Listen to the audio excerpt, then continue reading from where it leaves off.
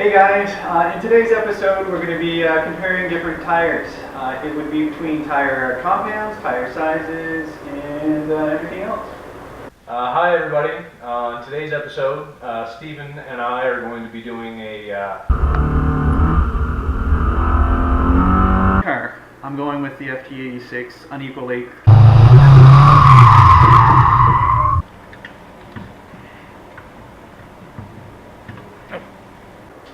Yeah, so today we'll be highlighting the benefits and downfalls of what Stephen and I run both on track and on street.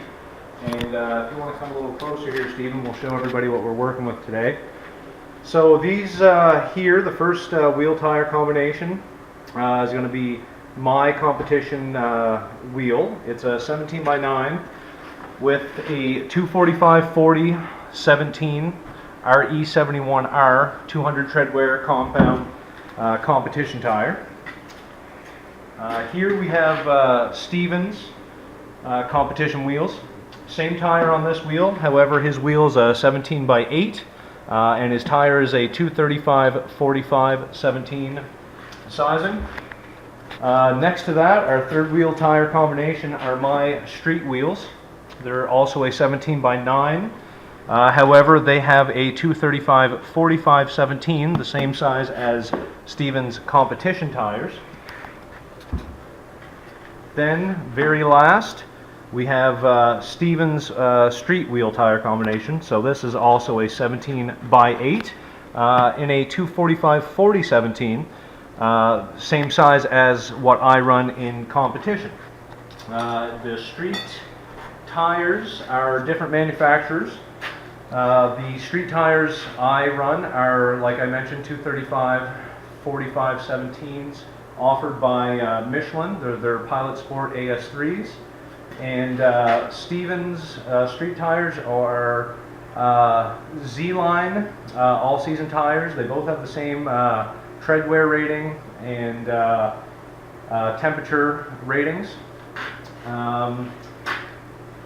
We should look to here while the wheels are out just what kind of size difference we're looking at. So again, 235 Bridgestone 245 Bridgestone RE71R versus a 235 Bridgestone RE71R,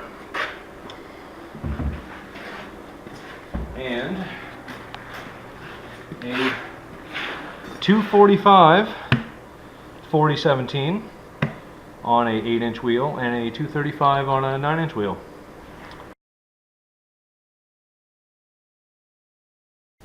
So some things to consider for when you choose out your wheel and tire combination like we did for our competition tires especially is the actual overall weight of your wheel and tire combination.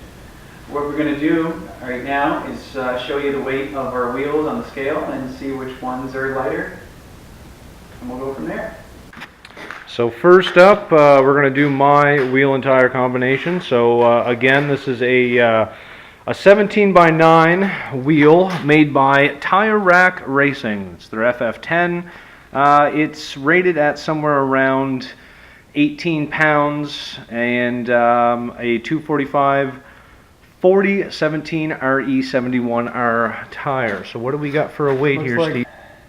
We got 40 pounds and a half. All right, 40.5. All right. Next up, Stephen's competition wheel and tire combination. So this is a wheel offered by 720 Form. What name is this? 720 Form? GTF1, I think, if I remember I believe correctly. you are correct. 15 and a half pounds, what manufacturer says he's supposed to be. Okay. So one of the lightest rims you can get, and especially for the price, can't be beat. So let's just make sure that to claim. And again, also a RE71R 235/45/17. Coming in at 37 and a half. Ooh, jelly. 3 pounds lighter. That is rather significant when you have an underpowered car. Unsprung weight. What? I mean, all right, so next up, let's do, just for fun, let's do, what's that? Check the street tire? Yeah, check the street tires. I just want to see Graham light. Is it really light? Let's see. So 17.9 And Graham we're going with light. 43 pounds. 43 He's a pounds. Oh my. All right. right, not good. And that's with the 235. Graham Landed on the lights. bigger tire. How about Yeah. And now for the Konings, which never claimed to be light. Nope. But they do the These are my trick. steel tire versus my alloys. Okay, so weighing these up, we're looking at 42 pounds. 42. Okay, so I'm not Once feeling. again. Yeah, once again, but I'm not feeling as bad about our street configuration. So you've got a pound on me street configuration and 3 pounds on me on competition. Ooh. Well, looks like we'll have to see how it is in testing then. Yep, we'll have to see. Another thing to consider when you're sizing your wheel and tire combination is how the tire actually fits on the width of wheel that you plan on running. So what I mean is, whether or not you're stretching the wheel, you're kind of pinching the wheel onto the rim versus, running a tire that sits, perfectly square on the wheel. So take for example my street tire. So I've got a 9-inch wide wheel, but I've only got a 235 wide tire on it.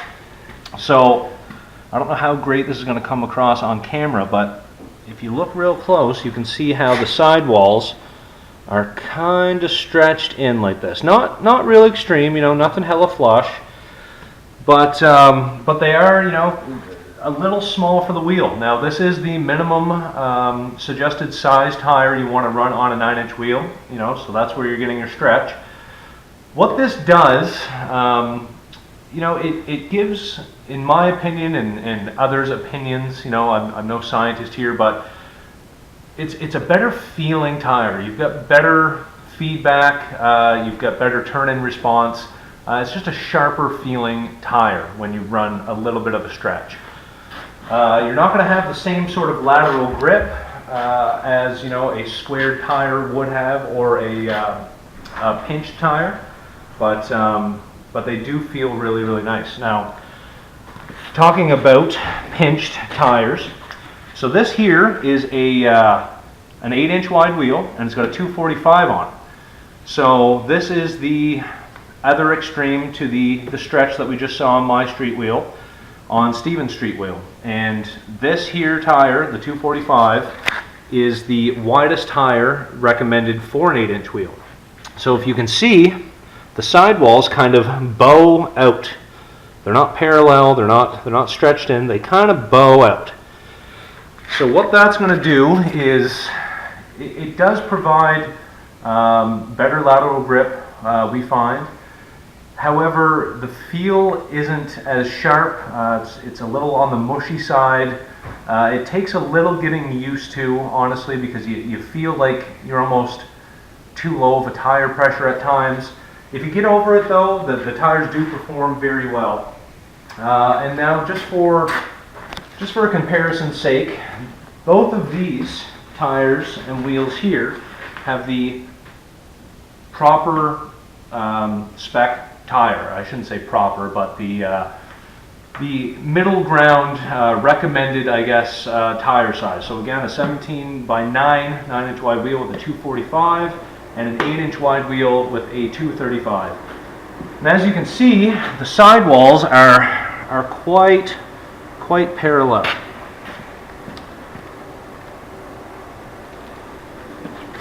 So that kind of gives you an in-between. It feels better than the pinch tire, however, probably doesn't offer as much grip. It does offer better feel than the pinch tire, but there's trade-offs. No, I agree with you. Yours feel better on the turn-in, mine kind of feel a little mushy on the turn-in, but once you understand that, it works out for your fit. It does.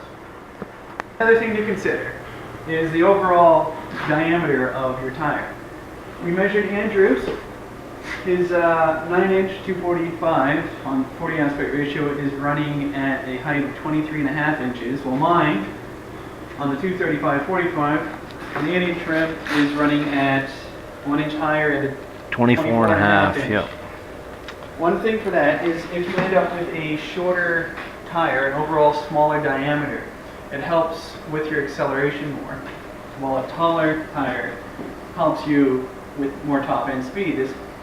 The difference between the two effectively changes your final drive in a sense because you're ending up with more rotational distance per Engine revolution revolution. of the tire.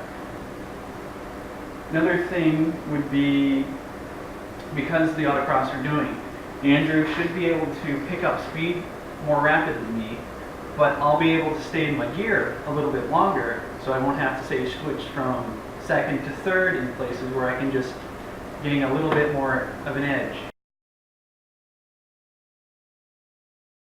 Alright, so as you saw in the last episode when we basically set a handicap for each other, Andrew was a little bit faster than me. I think he just had better days, more sleep, and good breakfast. But I guess that's what it is. We're going to have to go with it. And calculating the difference, it was a little over 0.4 of a second. I'll show you down below on the screen with the official numbers, but right off the top of my head, I can't remember exactly what it was. I think it was 0.4. Yeah. So Yeah, in this footage you're about to see of one of our autocross events this past summer, it's footage of Stephen and I driving my car. However, when I drove, I was on Stephen's wheel and tire combination, and when Stephen drove, he was on my wheel and tire combination. So what we're going to do with this footage is see if Stephen can beat the handicap, previously set, the 0.4 seconds, with my wheel and tire combination. If so, it kind of proves, at least in our situations in our testing, that that size is better. However, if he doesn't beat his handicap, it'll prove vice versa. So it'll be interesting to see what the wheel and tire combination does to your handicap. But just remember, this is kind of for that situation only. It might differ for a larger, faster track. This one's a little slower, a little more technical, so it'll be interesting to see. Yeah, maybe in further episodes when we go to some of our higher speed courses, we'll do something similar just on the side, just to see what kind of a difference versus a shorter track we see. So should be interesting. All right, here it goes. Here it goes.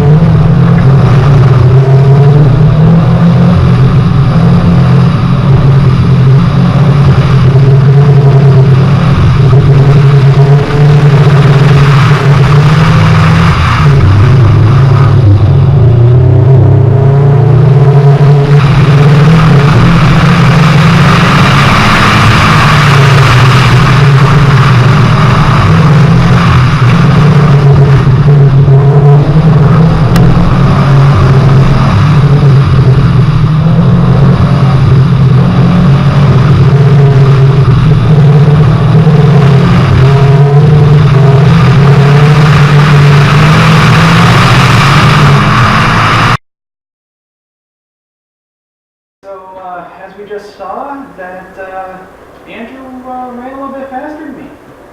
On your tires. Yeah, on my tires. Yeah. Who would have thought I made a good choice? Anyways, the difference was about 0.9 of a second, a little over. Show the results down the bottom here. So with my handicap, that was 0.4 to 0.9, so it's about half a second slower, which actually kind of surprised me. Yeah, proves that the smaller tires are better for this environment. So, but I mean, on a note of feel, I think what you were talking about.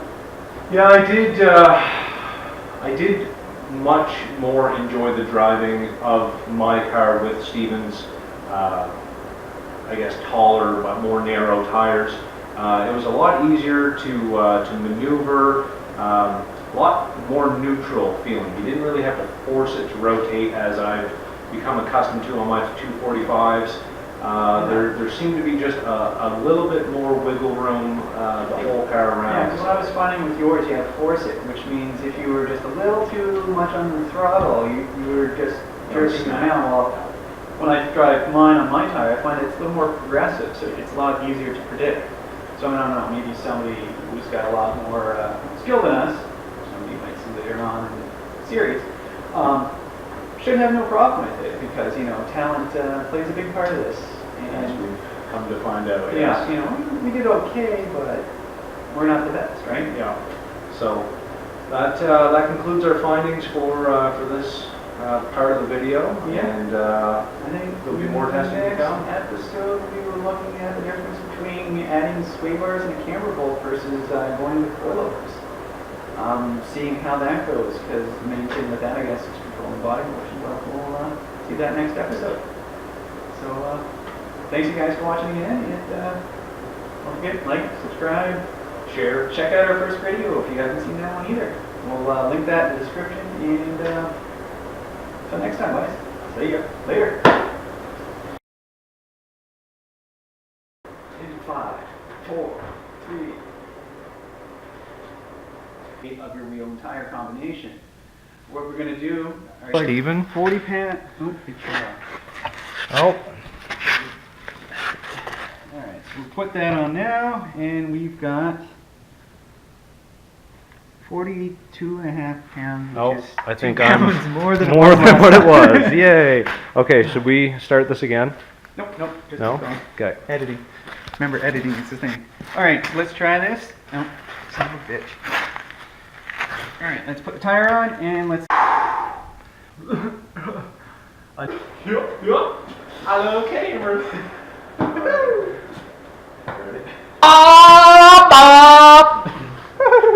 Blah, blah, blah, blah, blah, blah, blah, blah, blah, blah, blah. Thank you. Goodbye.